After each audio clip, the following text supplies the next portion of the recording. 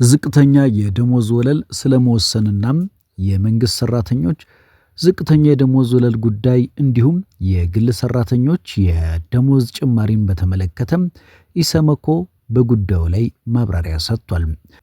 እስጢፋኖስ በሚገኘው መስሪያ ቤቱም የሰጠውን መግለጫ እንደሚከተለው እናቀርበዋለን። ሰላም ጤና ይስጥልኝ። ከዜና ፕላስ የዕለቱን መረጃም ይዘን ቀርበናል። ከደሞዝ ጋር ተያይዞ ኢሰመኮ የሰራተኛውን የኑሮ ውድነት ለመቋቋም እንዲችል የተቻለውን ጥረት እያደረገ ነው። ዝቅተኛ የደሞዝ ወለልን ለማስወሰን እየሰራ ነው ተብሏል።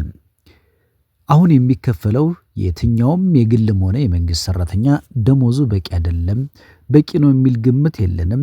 ጥያቄያችን ከደሞዝ የሚቆረጠውን የገቢ ግብር ብቻ ሳይሆን እንደ ሌሎች ሀገራት መነሻም የደሞዝ ወለል በሚል በየጊዜው ጥያቄ እያቀረብን ጥረት እያደረግን ነው።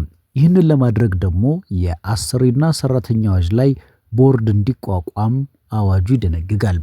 እናም ይህ ጉዳይ እጅግ በጣም ረጅም ጊዜ የሚፈጅና በጣም ውስብስብ የሆነ ጉዳይ ነው።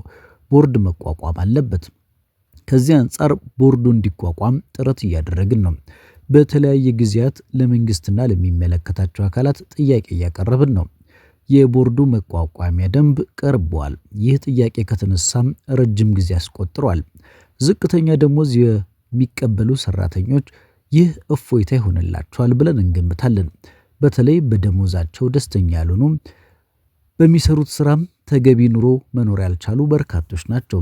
ምክንያቱም የመደራደር አቅም የሌላቸው ሰራተኞች ዝቅተኛ የደሞዝ ወለሉ ተደራድሮ ለመቀጠር እድሉ ላልተመቻቸላቸው ሰራተኞች አንዱና ብቸኛው መፍትሄ ነው። ይህን ጉዳይ በቀጣይ ገፍተንበት የምንሄድ ይሆናል። የሚዲያ አካላትም በዚህ ጉዳይ ያግዙናል። ጉዳዩ ገፍቶ ወደሚመለከተው አካል እንዲደርስ ያደርጉልናል የሚል ግምት በርካቶቻችን አለን በማለት ከሚዲያው ጋር በተያያዥነት እንደሚሰሩት ገልጸዋል። ኢንዱስትሪ ፓርክ ላይ የሚሰሩ ሰራተኞች የሚያኖር ደሞዝ ላይ አይደለም ያሉት። የሚያኖር ደሞዝ አለ ብሎ የሚያምን ካለም አላምንም ይኖራል ብዬም አልገምትም ሲሉ የኢሰመኮ ባለስልጣናት ተናግረዋል። ይህን ጉዳይ በቀጣይ ከስራና ክህሎት ሚኒስቴር ጋር ቋሚ አጀንዳ አድርገን የምንወያይበት ይሆናል።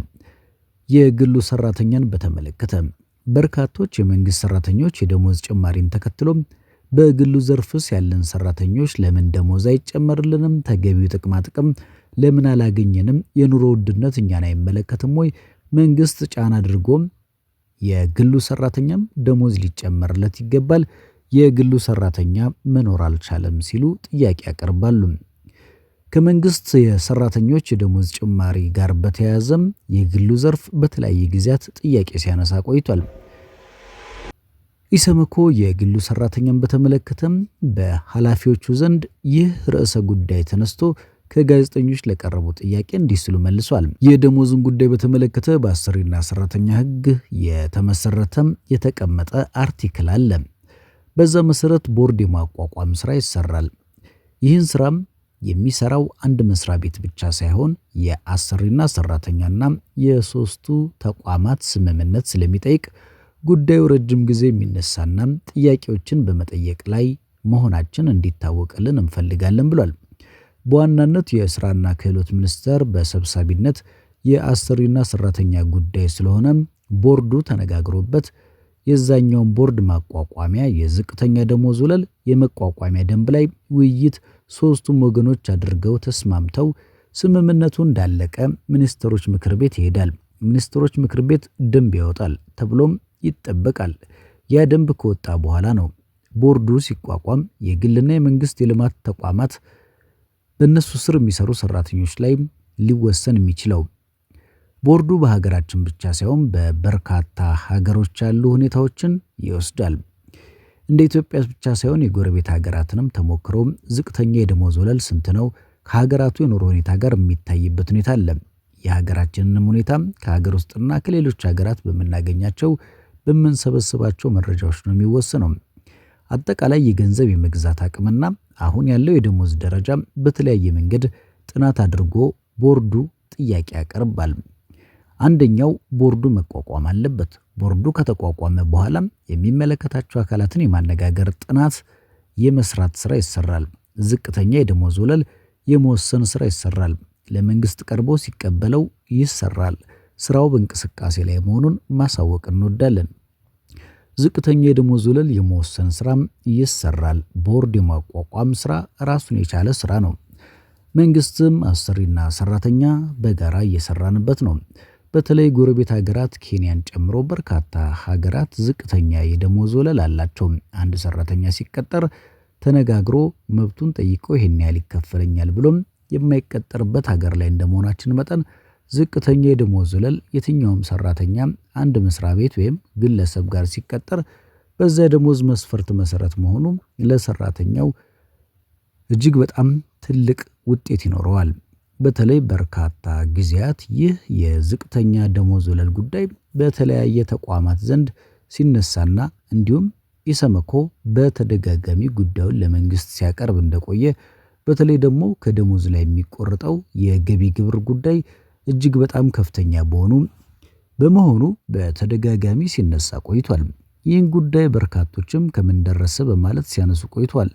በተለይ ዝቅተኛ የመነሻ የደሞዝ ወለል በሚል በየጊዜው ተቋሙ ጥረት እንደሚያደርግ ኢሰመኮም ይህንን ጉዳይ ለማስወሰን በተለይ ደግሞ ከደሞዝ የሚቆረጠውን የገቢ ግብር ብቻ ሳይሆን ዝቅተኛ የደሞዝ ወለል እንዲወሰን ኢሰመኮ እየሰራ እንደሆነ ገልጿል።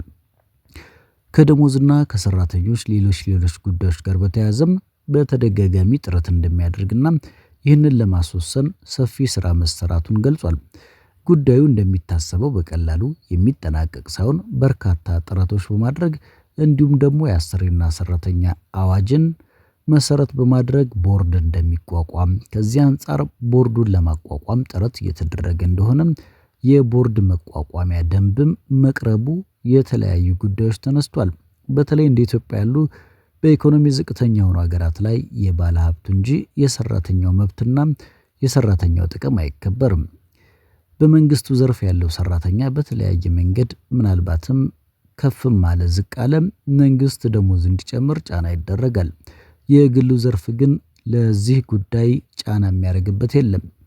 ኢሰመኮ ይህንን ጉዳይ በተለያየ ጊዜያት ጥረት ሲያደርግና ውጤቱ ጥሩ እንዲሆን ለሰራተኛው የተሻለ የስራ ሁኔታና ጥሩ ደሞዝ እንዲያገኝ ጥረት እንደሚያደርግ ገልጿል። ሌላው ደግሞ ሰራተኛው በሚቀጠርበት ጊዜ ዝቅተኛ የደሞዝ ወለል ሲወሰን እፎይታን ይፈጥርለታል። የመደራደር አቅም ለሌለው ሰራተኛ ዝቅተኛ የደሞዝ ወለል የመቅጠሪያ መስፈርት በመሆኑ ለብዙዎች ትልቅ ጥቅም ይኖረዋል። በተለይ ኢንዱስትሪ ፓርኮች ውስጥ የሚሰሩ ሰራተኞች እጅግ በጣም ዝቅተኛ ደሞዝ ያላቸውና ከእለት ጉርስ የማያልፍ እለት ጉርስን እንኳን ማከናወን እንደማይችል እየተገለጸ ይገኛል። ይህ ጉዳይ በቀጣይ ከአሰሪና ሰራተኛ ከክህሎት ሚኒስቴር ጋር በጋራ አጀንዳ ተቀርጾ ውይይት ተደርጎበት የግሉን ሰራተኛ በተመለከተ ደግሞ የደሞዝ ጉዳይ በአሰሪና ሰራተኛ ህግ መሰረት የተቀመጠ አርቲክል አለ። በዚያ መሰረት ቦርድ ይቋቋማል። ይህንን ስራ ቢሰራው ከአንድ ተቋም ብቻ ሳይሆን ከሶስቱም ተቋማት ነው። ከአሰሪና ሰራተኛ ከክህሎት ሚኒስቴር እንዲሁም ኢሰመኮ በጋራ ሆነው በዋናነት ሰራተኛና ክህሎት በዋናነት የስራና ክህሎት ሚኒስቴር በሰብሳቢነት የአሰሪና ሰራተኛ ጉዳይ ስለሆነም ቦርዱ ጋር ተነጋግሮ ዝቅተኛ የደሞዝ ወለልን የማስወሰን ጉዳይ ይሰራበታል፣ ይኬድበታል ተብሏል።